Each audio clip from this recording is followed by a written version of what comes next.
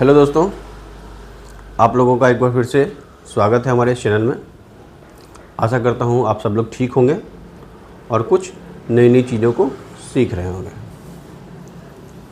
आज हम लोग जो टॉपिक कवर करने वाले हैं उसमें ऑटोमेटिक पाउच पैकिंग मशीन जो होती है उसके चैलेंजेस के बारे में आज हम लोग डिस्कस करेंगे कि हमें किस तरह की चैलेंजेस आते हैं और उसको हम लोग कैसे अटेंड करते हैं और वो ब्रेकडाउन नहीं आए उसके लिए हमें क्या क्या करना चाहिए, क्या क्या प्रिकॉशन लेना चाहिए, किस तरीके का प्रिवेंटिव मेंटेनेंस वगैरह करना चाहिए, उसके बारे में आज हम लोग डिस्कस करने वाले हैं। तो चलिए इस वीडियो को स्टार्ट करते हैं। Challenges of pouch packing machine.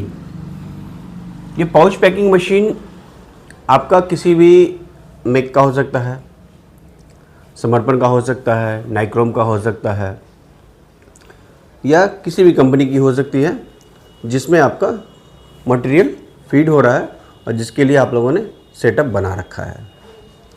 तो पाउच पैकिंग मशीन में जो हम लोगों ने डिस्कस किया है कि फर्स्ट स्टेप में जब आपने फिल्म को फीड कर दिया, पाउच का फॉर्मेशन होता है। पाउच के फॉर्मेशन के बाद आपका मटेरियल का फीडिंग होता है और साथ ही साथ आपका सीलिंग भी होता रहता है और लास्ट टर्म में आपका कटिंग होगा और मटेरियल डिस्पैच के लिए रेडी हो जाता है। तो ये जो प्रोसेस होता है इसमें जो भी इलेक्ट्रिकल एंड इंस्ट्रूमेंट से रिलेटेड जो भी आपके सेटअप्स लगे होते हैं उसको हम लोगों ने डिस्कस कर लिया है।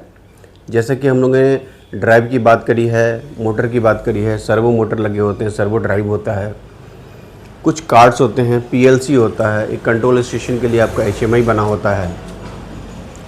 तो ये सब हम लोगों ने डिस्कस किया है। आज हम लोग जो डिस्कस करने वाले हैं इस मशीन में किस तरीके के फॉल्ट आते हैं, किस तरीके का प्रॉब्लम आता है और उसको हमें कैसे रिजॉल्व करना है।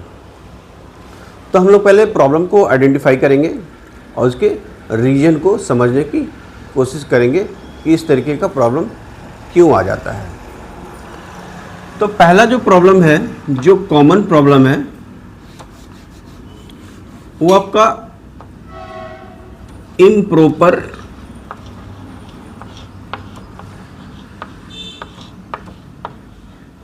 Ceiling.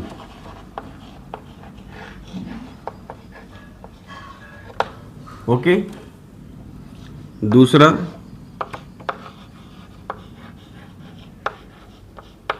Burning of ceiling strip.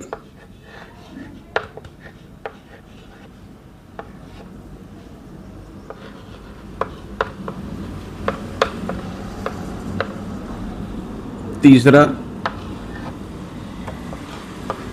Heating eight transformer terminals.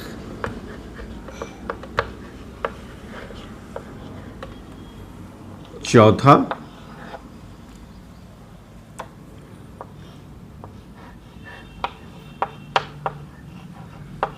Wait variation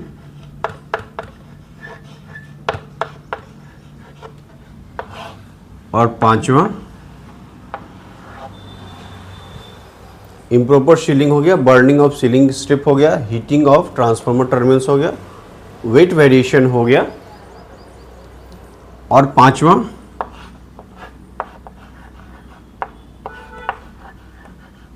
failure of ceiling card.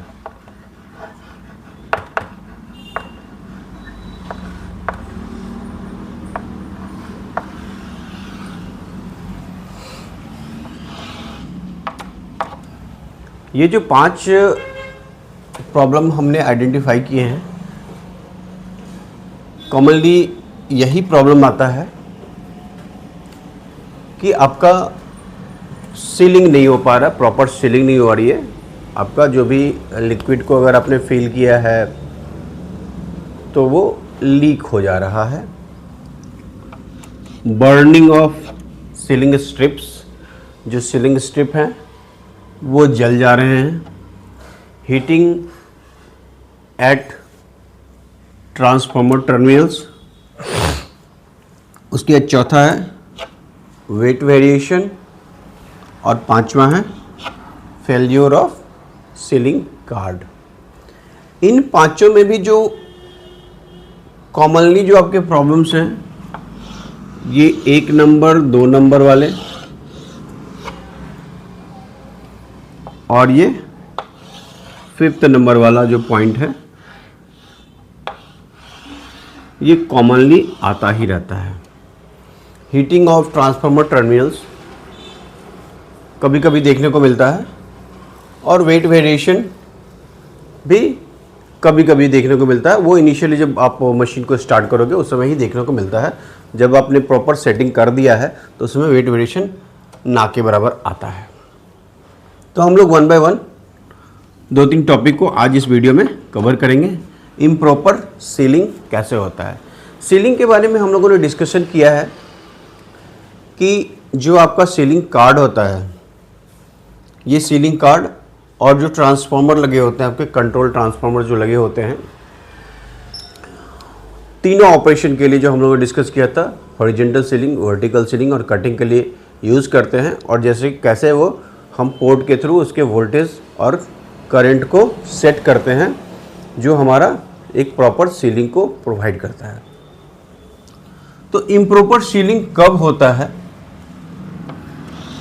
जब आपका वोल्टेज फ्लक्चुएशन हो रहा है, आपका इनपुट सप्लाई अगर वोल्टेज का फ्लक्चुएशन है, वोल्टेज अप डाउन कर रहा है, तो जो आपने सेट कर रखा है उसके हिसाब से अगर आपका वोल्टेज बढ़ गया तो आपका सिनेरियो चेंज हो जाएगा। या वोल्टेज, इनपुट वोल्टेज अगर आपका कम हो जाएगा तो भी आपका इनपुट सिनेरियो चेंज हो जाता है। तो उस कंडीशन में आपका इम्प्रॉपर सीलिंग होता है, क्योंकि जो भी आपने सेटिंग किया, कंट्रोल ट्रांसफार्मर, सीलिंग कार्ड और जो पोटेंशियोमीटर के हेल्प से जो आपने सेट कर रखा है, वो आपका कंडीशन चेंज हो जाएगा।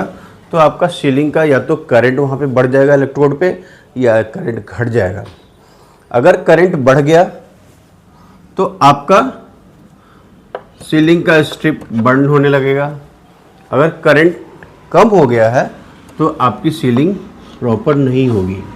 हम लोगों ने एक डिस्कस किया था, temperature is directly proportional to current होता है। तो जब आपका वोल्टेज का फ्लक्चुएशन हो रहा है तो आपका करंट का भी फ्लक्चुएशन होगा।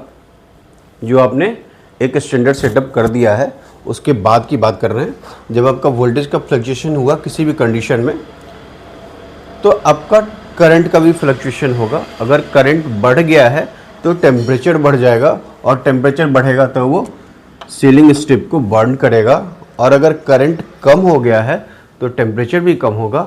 उस कंडीशन में आपका इम्प्रॉपर सीलिंग होगा। ये 2 कंडीशन हो गए।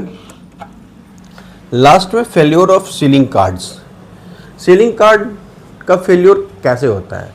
सीलिंग कार्ड के फेल्योर का भी एक बहुत बड़ा रीज़न आपके वोल्टेज फ्लक्चुएशन का होता है, या एजिंग के साथ भी।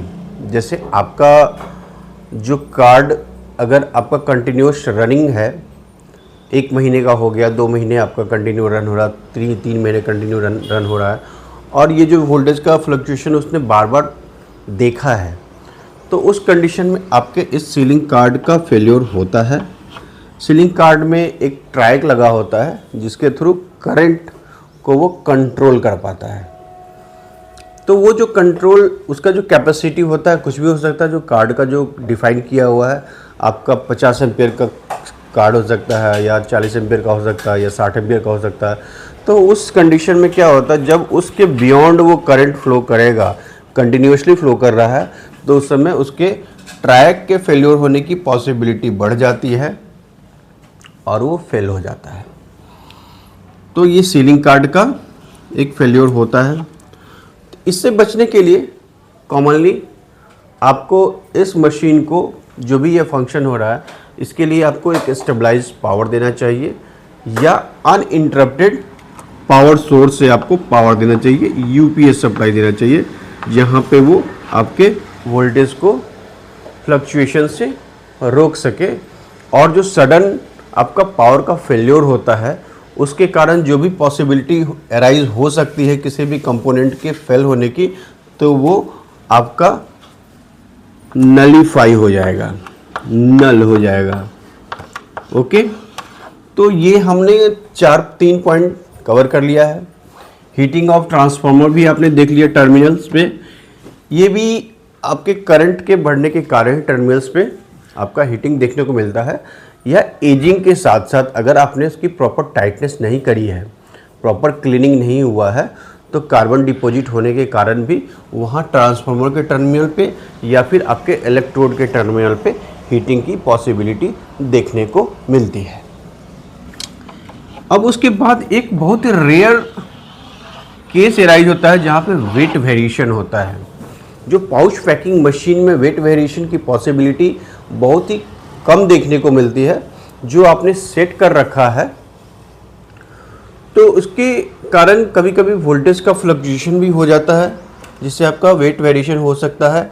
या जो आपका जो फीडिंग के लिए जो आपने ड्राइव यूज़ किया है, वो अगर उसमें कुछ माल फंक्शनिंग हो रही है, जो फीडिंग के लिए मटेरियल, फीडिंग ऑफ मटेरियल के लिए जो भी आपने सोर्स यूज़ किया है, जो आप ड्राइव से उसको कैलकुलेट कर रहे हो, ड्राइव से आप उसको रन कर रहे हो कि किस आरपीएम पे आपका कंटिन्यूस फ्लो होना चाहिए, अगर वो उसमें कुछ एबनॉर्मेलिटी आती है तो आपका वेट वेरिएशन हो सकता है, फर्स्ट कंडीशन। दूसरा कंडीशन, जो आपकी लाइन है उसमें कुछ ऑब्स्टेकल हैं, तो कंटिन्यू आपका मटेरियल का फ्लो नहीं हो पा रहा है, उस कंडीशन में आपका वेट वेरिएशन हो सकता है। तो ये सारी चीज़ें कॉमनली ये प्रॉब्लम, इस टाइप के ही प्रॉब्लम आते हैं। और वेट वेरिएशन का जो चांसेस होता है नॉर्मली इनिशियल कंडीशन में, जब आप मशीन को रीस्टार्ट करते हो, रीफिलिंग जब आपका रीस्टार्ट होता है, सिस्टम रीस्टार्ट होता है, उस समय जब आपका मशीन होमिंग कंडीशन में आता है, आप मशीन को की फीडिंग स्टार्ट करते हो, तो आप 3-4 पाउच, 5 पाउच, 6 पाउच जो कंटिन्यू आप निकाल कर एक वेट को सेट करते हो, उस कंडीशन में थोड़ा सा वेट वेरिएशन देखने को मिलता है। एक बार जब आपने उसको सेट कर रखा है, उसके बाद वेट वेरिएशन रेयरली देखने को मिलता है। उसके बाद ये तो छोटी सी जानकारी हो गई कि हम लोग इसमें पाउच पैकिंग मशीन के चैलेंजेस क्या क्या होते हैं। अब एक नेक्स्ट वीडियो में हम लोग एक डिस्कस करेंगे पाउच पैकिंग मशीन में वेट को ये मेज़र करता कैसे है। अगर आपने वेइंग स्केल लगा रखा है तो वो वेइंग स्केल के थ्रू या तो वेट को मेज़र करेगा, या फिर अगर आपका किसी सिस्टम में वेट नहीं है, वेइंग स्केल आपने फिक्स नहीं किया है, तो भी वो प्रॉपर वेट कैसे प्रोवाइड कर पाता है। तो इसके बारे में हम लोग एक छोटा सा डिस्कस करेंगे नेक्स्ट वीडियो में। आशा करता हूँ ये छोटी सी जानकारी आपको अच्छी लगी होगी, तो जुड़े रहिएगा। मिलते हैं अगले वीडियो में। धन्यवाद।